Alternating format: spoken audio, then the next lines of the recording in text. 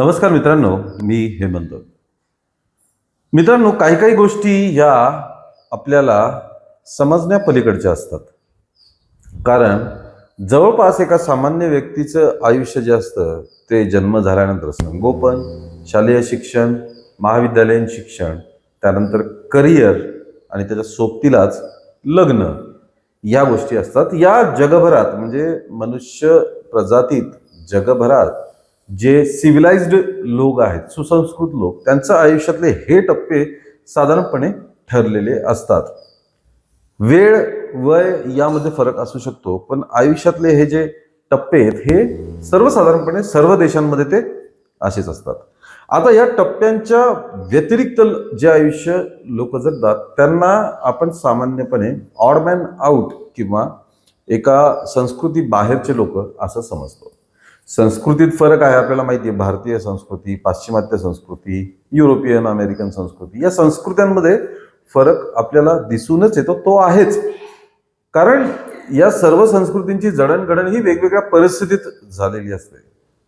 पण अलीकडे आपण जर बघितलं तर भारतावर पाश्चिमात्य संस्कृतींचा प्रभाव हा कमी अधिक प्रमाणात आपल्याला सर्वच गोष्टींमध्ये बघायला मिळतो. खाण्याचं साधं उदाहरण खाण्याचं बघून घ्या तुम्ही. खाणं, आपण भारतीय संस्कृतीत आपले खाद्यपदार्थ खाण्याचा पॅटर्न हा एक ठरलेला आहे.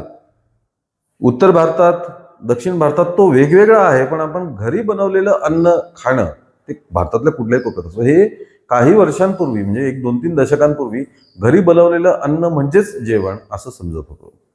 आजकालच्या पिढीकडे तुम्ही बघा, फास्ट फूड शिवाय ते राहूच शकत नाहीत. 50% त्यांच्या आहारात फास्ट फूडचा समावेश असतो. हे पाश्चिमात्य संस्कृतीचे प्रभाव आहेत. कारण फास्ट फूड जे मिळतं ते पाश्चिमात्य देशांमध्ये ते घरचं जेवण आहे. पिझ्झा, बर्गर या गोष्टी तिथे घरी खाल्ल्या जातात.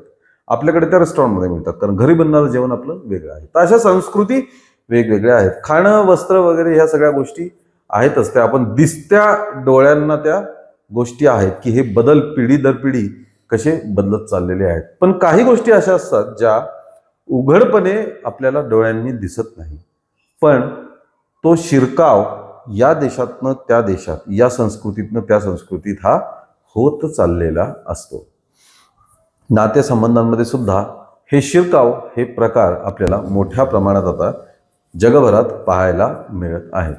मित्रांनो, भारतीय संस्कृतीमध्ये लग्नानंतर पती पत्नीचे संबंध, कौटुंबिक आयुष्य यांना एक वेगळं महत्व आहे, याला वेगळं गांभीर्य आहे.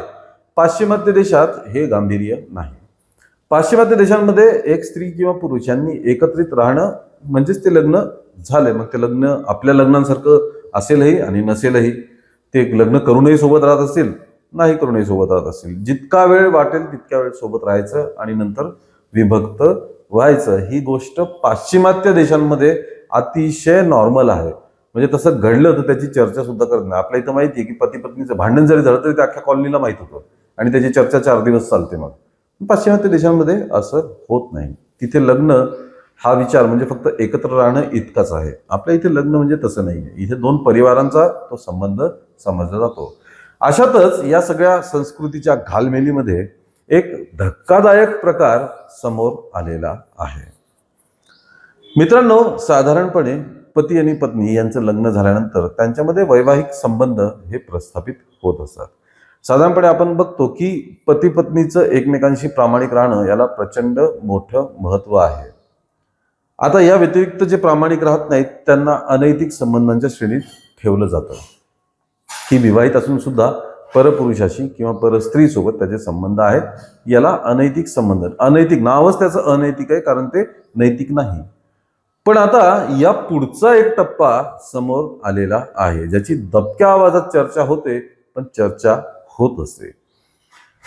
मित्रांनो, 50 महिलांनी एक धक्कादायक अहवालात असं सांगितलंय की त्यांचे पती हे त्यांना दुसऱ्या पुरुषांसोबत शरीर संबंध ठेवण्यासाठी सांगतात, दबाव टाकतात आणि तसं करायला लावतात.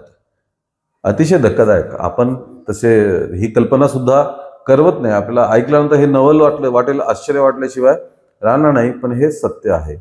बीबीसीने दिलेल्या अहवालानुसार 50 स्त्रिया यांनी हे कबूल केलंय, हे मान्य केलंय आणि याची तक्रार सुद्धा केलेली आहे की त्यांचे पती वेगवेगळ्या पद्धतीने त्यांना वेगवेगळ्या अनोळखी पुरुषांसोबत शरीर संबंध ठेवण्यास भाग पाडतात.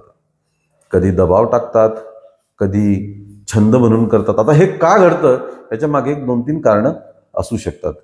एक म्हणजे याला एक विकृती हा प्रकार म्हणता येईल. सेक्शुअल प्लेजरच्या वेगवेगळ्या व्याख्या आहेत आणि ते प्रत्येकाचं वेगवेगळं सुद्धा असू शकतं. कोणाला कशात समाधान मिळतं, कोणाला कशात समाधान मिळतं. ही एक विकृती, एक सायकोलॉजिकल विकृती आहे की आपल्या पार्टनरला दुसऱ्या अनोळखी व्यक्तीसोबत पाहणं आणि त्याचा आनंद लुटणं, त्यातून त्यांना प्लेजर मिळत असतं. हा एक त्या प्रकारात येतो.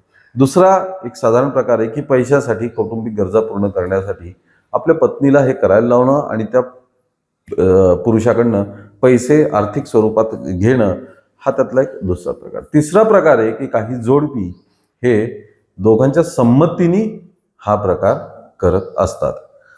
तुम्हाला माहिती असेल, एक शब्द तुम्ही ऐकला असेल ज्याला म्हणतात पार्टनर स्विंगिंग किंवा पार्टनर स्वॅपिंग. हा प्रकार आता भारतात सुद्धा मोठ्या प्रमाणात होतो असं निदर्शनास आलेलं आहे. भारतात सुद्धा हा प्रकार प्रामुख्याने वेगवेगळ्या मोठ्या शहरांमध्ये याचं प्रमाण सर्वात जास्त आहे. पण उपलब्ध असलेल्या माहितीनुसार छोट्या छोट्या तालुक्यांमध्ये किंवा छोट्या शहरांमध्ये सुद्धा हा प्रकार घडू लागलेला आहे. आता याची थिअरी ही सांगण्यात येते की अनैतिक संबंध बायकोने दुसऱ्यासोबत किंवा नवऱ्याने तिसऱ्यासोबत स्थापन करण्यापेक्षा मग एकमेकांना सांगून एकत्र मिळूनच हा प्रकार करायचा. अहवालानुसार ही माहिती समोर येते की MeWe नावाचं एक सोशल मीडिया प्लॅटफॉर्म आहे. त्या प्लॅटफॉर्मद्वारे आणि मोठ्या प्रमाणात फेसबुकद्वारे हा प्रकार चालत असतो. फेसबुकवर खोटे ID, खोटे नावं वापरून एक ID बनवला जातो आणि मग अशा प्रकारचे जे इतर जोडपी आहेत त्यांच्याशी संपर्क केला जातो आणि त्यांच्याशी संपर्क करून मग भेटी गाठी, ओळख, मैत्री होऊन फायनली हा प्रकार शारीरिक संबंधांवरती येऊन ठेपतो. काही जोडपी हे दोघेही आनंदाने ते करतात. पण या BBCच्या अहवालामध्ये असं सांगण्यात आलेलं आहे की या 50 महिलांच्या म्हणण्यानुसार त्यांचे पती त्यांना बळजबरी म्हणजे त्यांच्या इच्छेविरुद्ध हे सगळं करायला भाग पाडत होते. आता हा कायदेशीर गुन्हा आहे का? साधारणपणे कायदेशीर प्रौढ व्यक्ती स्वतःच्या पूर्ण संमतीने, स्वतःच्या वैयक्तिक संमतीने जे काय करायचं असेल ते करू शकतात. पण जर एखाद्या व्यक्तीची, विशेषतः स्त्रीची, या गोष्टींना संमती नसेल आणि तिला दबाव टाकून जर हे करण्यासाठी भाग पाडला जात असेल तर मात्र तो गुन्हा ठरतो. पण तशी तक्रार त्या स्त्रीने दिलेली असली पाहिजे. मित्रांनो, सोशल मीडियावरती काही प्रोडक्शन हाऊसेस सुद्धा आहेत जे अशा प्रकारचे मेळावे ऑर्गनाईज करतात, जिथे अशी काही स्वॅपिंग किंवा स्विंगिंगची इच्छा असलेली जोडपी येऊ शकतात, तिथे वेळ घालवू शकतात, इतर जोडप्यांना भेटू शकतात आणि मग तो प्रकार पूर्ण एका ऑर्गनाइज्ड पार्टीच्या पद्धतीने त्याचं आयोजन करता येतं. भारतात सुद्धा अशा पार्टीचं मोठ्या प्रमाणात आयोजन होताना आपल्याला दिसतं. फक्त हा प्रकार उघड स्वतःची खरी आयडेंटिटी वापरून केला जात नाही. तो खोटी नावं, खोटे ID हे सगळं वापरून संपर्क साधून हा प्रकार केला जातो. आता या प्रकारामध्ये इतरही बरेच डिटेलिंग आहेत, इतरही बऱ्याच गोष्टी, घटना आहेत.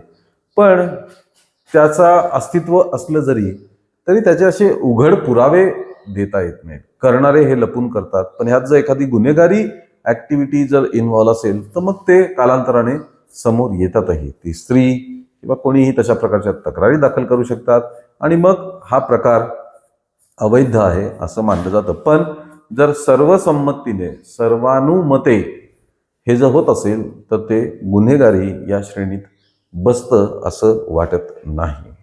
तरी मित्रांनो, तुम्हाला जर सोशल मीडियावर असं काही आढळलं असेल, अशा प्रकारच्या कुठल्या बातम्या जर तुम्हाला कळल्या असतील तर त्या कमेंटमध्ये नक्की कळवा. या व्हिडिओला लाईक आणि शेअर करा आणि आमच्या चॅनलला ताबडतोब सबस्क्राईब करा. धन्यवाद.